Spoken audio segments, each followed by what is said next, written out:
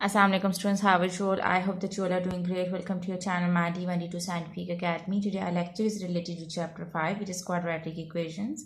And I'm going to explain you question number 4, F part.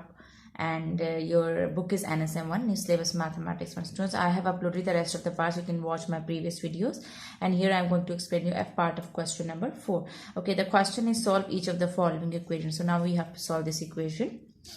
So let's see how would we solve it.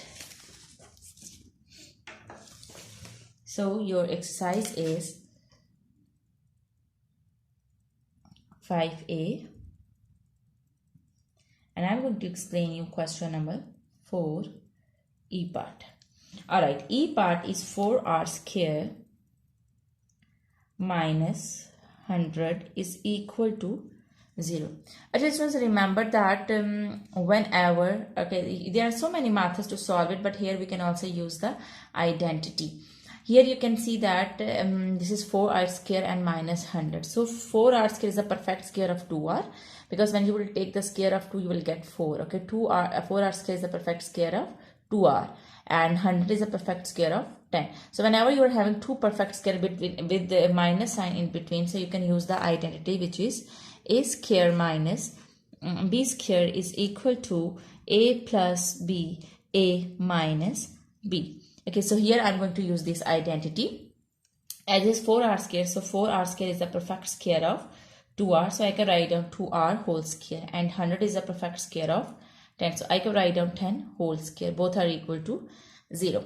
Okay, here this is the identity, a square minus b square. So as you can see that a square minus b square is equal to a plus b and a minus b. So here I will use this identity. A, this is a and this is b now. So a square minus b square is equal to a plus b, a minus b. Both are equal to 0. So I'll make them equal to 0. 2r plus 10 is equal to 0, and 2r minus 10 is equal to 0. 10 is adding over here. It will go to that side. It will be subtracted. Okay, G. So here you can see that this 2 is multiplying with that. It will go to that side. It will be divided with 10. So here r is equal to minus 10 over 2. Like this. So r is equal to, which time 2 is 10? It's 5 times. So you write down minus 5. And here you can see that 2r minus 10 is equal to 0. So 10 is subtracting over here. It will go to that side. It will be added in 0 and you will get 10. 0 plus 10 is 10. 2 is multiplying with that. It will go to this side. It will be divided with 2. So r is equal to 2 5s are 10. So here you can see that the value of r is plus and minus. Here this is minus 5 and plus 5. So you can say that r is equal to plus minus 5. This is your answer. Okay, so I hope that question number 4 part E is clear to you. Now let's move forward to question number 5. Okay, students, question number 5 is solve each of the following equations. Now different equations are given. You have to solve them. So let's start it. Okay, so here you can see that s square plus 10s plus 21 is equal to 0. Here this is the quadratic equation. So I have told you that whenever the quadratic equation is given, there are two methods to solve it. The first is to use the formula and the other is to make the factors. But here I am going to explain to you that how would you factorize it. So I will solve it with the method of factorization. S square plus 10s plus 21. I'm going to explain you how would you make the factors. The very first step is multiply the first and the last number. Here there is no coefficient, so it means that the coefficient over here is 1. So you have to multiply this coefficient, the last number, the first and the last number. So 21s are 21. And then you have to write down the mid number, which is 10. Now you have to choose two factors that when you will multiply them, you will get 21. And when you will add or subtract, you will get 10. So here you can see that when you will multiply 7 and 3, you will get 21. And when you will add 3 and 7, you will get 10. So it means that those two factors are 7 and 10. Now what you need to do is you have to write down the first and the last term as they are, and the place of the mid term you have to write down these two factors. Write down the first term as it is, which is s square, and now plus, in place of the mid term you have to write down these two factors. First, remember that whenever you write down the factors, you have to follow the rules of writing down the factors. And what are the rules? The very first rule is you have to write down this sign over here. This is plus sign, so you have to write down plus over here. And the other rule is first you have to write down the bigger factor. The two factors are 7 and 10. So 7 is the bigger factor. So first write down 7. So you write down 7s. And the other factor is 3. Acha ji. So what should be the other sign? And this is plus. The other sign should be plus, because when you will add 3 in 7, then you will get 10. So if this is plus, the other sign should be plus. Plus is plus, then you will get 10. Write down the last term as it is. Here you can see that in the place of the midterm, I have written these two factors and I have written the first and the last term as they are. Okay, now see that what's common in these two terms. As you can see that this is s square plus 7s. So you can take s common from these two terms. So you will take s common like this. Now this is s square, so one s is left. And this is 7s. So you have taken s common, so you can write down 7.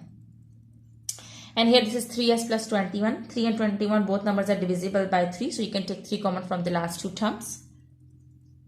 You have taken 3 common, so just s is left over here. And 3 7s are 21. So you write down 7 over here.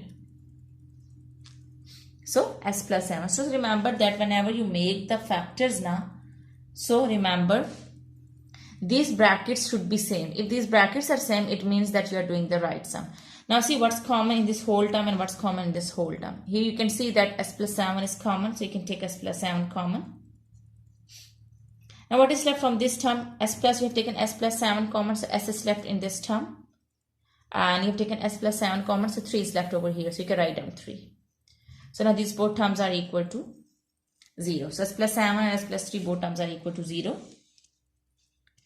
So now we can make them equal to 0. S plus 7 is equal to 0 and s plus 3 is equal to 0. From this term you can see that 7 is adding over here, it will go to that side, it will be subtracted.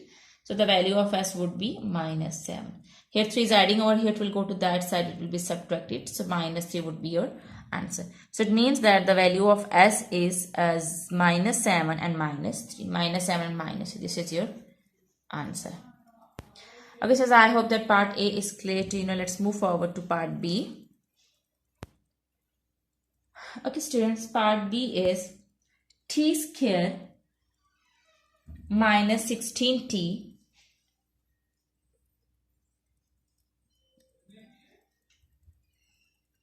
plus 63 is equal to 0. Again students, you will do the same thing. This is the quadratic equation, so you will factorize it. Multiply the first and the last number. When you will multiply 1 with 63, so you will get 63. Now you have to choose two factors, then when you will multiply them, you will get 63, and when you will add or subtract, you will get 16. So what are those factors? As you can see that